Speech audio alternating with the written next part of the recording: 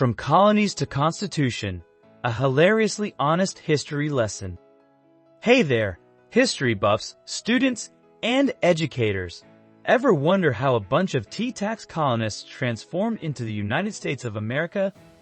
Buckle up, because we're diving into the chaotic, comical, and ultimately triumphant story of the Continental Congress, the Declaration of Independence, and the birth of a nation.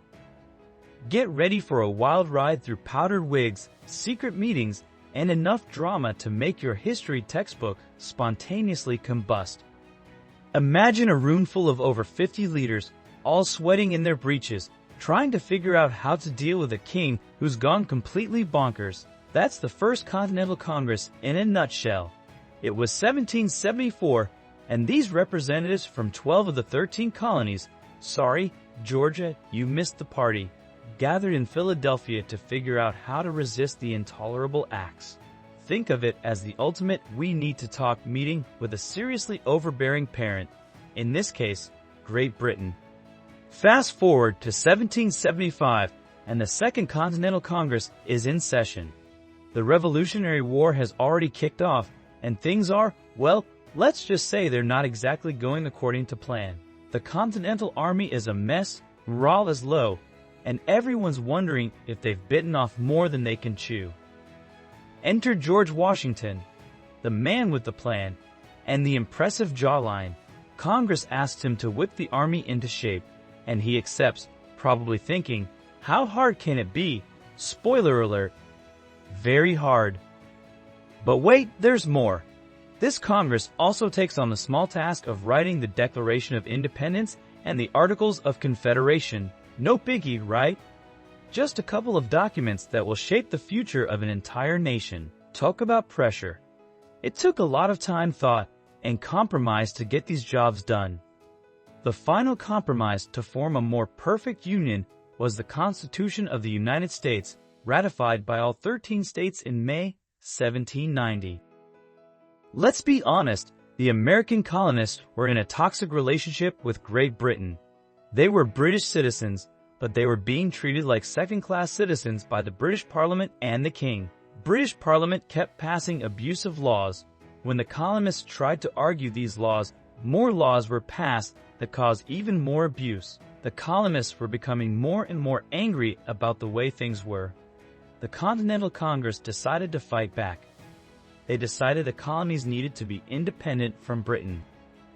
Enter Thomas Jefferson, the eloquent wordsmith tasked with writing the Declaration of Independence. Legend has it he cranked out the first draft in just 4 days. Can you imagine writing a document that important in less time than it takes to binge watch your favorite show? Talk about pressure. He reworked it a bit over the next 2 weeks. When he was done, he gave a copy to Ben Franklin and John Adams to read and edit before the next meeting of Congress, which they did. The Declaration is not a long document. It begins with 2 sentences.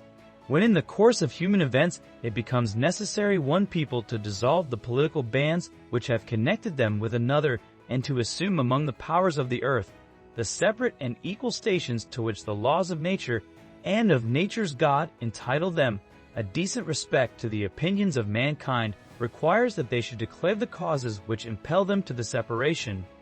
We hold these truths to be self-evident that all men are created equal, that they are endowed by their Creator with certain unalienable rights, that among these are life, liberty, and the pursuit of happiness.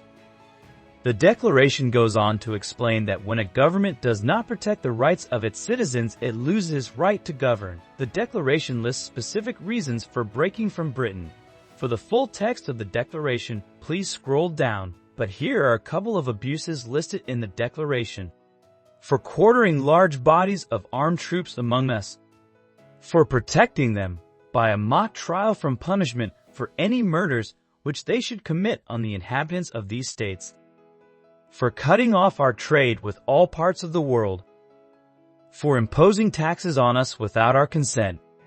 For depriving us in many cases of the benefit of trial by jury. On July 4, 1776, the Second Continental Congress adopted the Declaration of Independence. Only 2 people signed the Declaration on July 4th, John Hancock the President of the Continental Congress, and Charles Thomson as Secretary. 500 copies of the Declaration were printed and distributed. It was not until August 2, 1776 that 56 men, including John Hancock, signed a fresh copy of the Declaration of Independence. Back in Britain, King George received his copy on August 10. If you want to see the original copy of the Declaration, you will need to visit the Rotunda for the Charters of Freedom in the National Archives in Washington, D.C., where this document is on display. As you read the Declaration, notice the grammar. Some words are capitalized in places that are not grammatically correct. That was intentional. These are important words, expressing important ideas, and Thomas Jefferson wanted to call attention to them. Some words are not spelled the way we would spell them today in America. That's because at the time the Declaration was written, the colonists were British citizens, and some words are spelled the way those words are spelled in Britain today. Some words are a reflection of the times. It is very important to read the Declaration as it was written. The Declaration is a national treasure. It is one of our country's most important freedom documents because of what it says and how it is written. The youngest signer was Edward Rutledge, who was 26 years old. The oldest signer was Benjamin Franklin, who was 70. Two of the signers later became presidents of the United States, John Adams, who became the second president of the United States, and Thomas Jefferson, who became the third president. What might surprise you is that George Washington did not sign the Declaration. He did not sign the Constitution either. George Washington became the first president of the United States because he was the military hero of the American Revolution. The 56 signers of the Declaration of Independence were incredibly brave. They were the leaders of colonial government. People knew who they were and where they lived. They had families. They took an incredible risk signing the Declaration. There was an outside chance that British Parliament might respond by agreeing that perhaps they had been a tad bit unfair with the laws they had imposed on the American colonists. But far more likely, the signers knew once King George received a copy of the Declaration that troops would be sent to arrest them. They also knew that many colonists, although angry at British treatment, did not wish to break from Britain. What these colonists wanted was for things to improve, but things were not improving. They were getting worse. Our founding fathers decided it was time to become independent, even if that meant war with Britain. The Articles of Confederation were written during the American Revolution. Ben Franklin wrote the first draft, but it did not pass because the colonists thought it gave too much power to a central government. After a great deal of discussion and correction, the Articles were ratified, approved by vote. In 1781, the Articles were a compromise. The ratified Articles stated that the new nation would be ruled by a Congress. Each state had one vote. According to the Articles, Congress could conduct foreign affairs, make treaties, declare war, maintain an army and navy, coin money, and establish post offices. What could Congress not do? They could not elect a president of the central government. Thus, there would be separation of power at the federal level. There was a Congress and 13 states. Anything Congress did had to be approved by 9 of the 13 states. Could not enforce laws. Congress could pass laws, but Congress could not force the states to obey those laws, even when delegates from 9 of the 13 states agreed. Could not tax the states or the people. Congress could ask the states for money, but Congress could not force the states to give them money, and Congress could not raise money by collecting taxes. Taxation belonged to the states, and each state could make their own taxation laws. Without taxation, it was nearly impossible to run a government.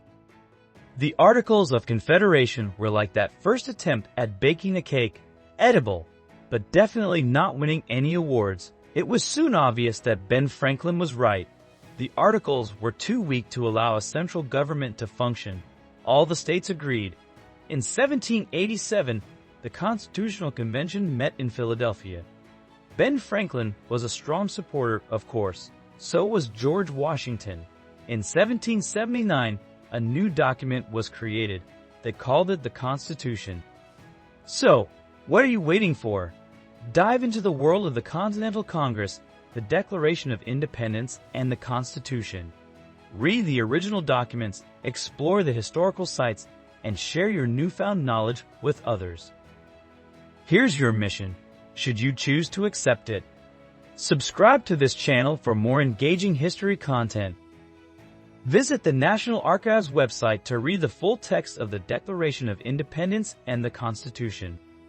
Consider visiting the Rotunda for the Charters of Freedom in Washington, D.C. to see the original documents in person. Let's make history together, because understanding our past is the key to shaping a better future. Now go forth and conquer the world with knowledge,